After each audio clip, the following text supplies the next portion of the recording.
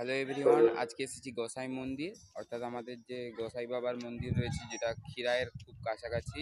তো সেখানেই এসেছি। আর এখানে প্রায় 1 বছর 1.5 বছর পরে এসেছি, তাই চারপাশটা একটু অন্যরকম লাগছে, অনেকটা পরিবর্তন হয়েছে।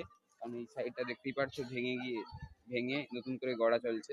আর এখানে গোসাই মন্দিরের ফল প্রসাদ কোটার জন্য যে জায়গা, সেই জায়গাটা। আর এই পাশটা বিশ্রামগার। চলো মন্দিরের দিকে এগিয়ে যাই।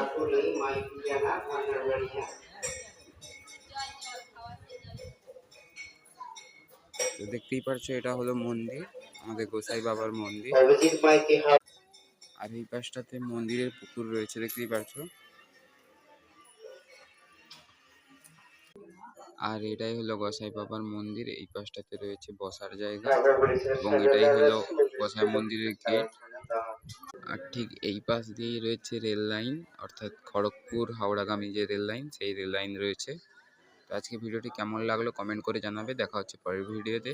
জয় হিন্দ, জয় ভারত।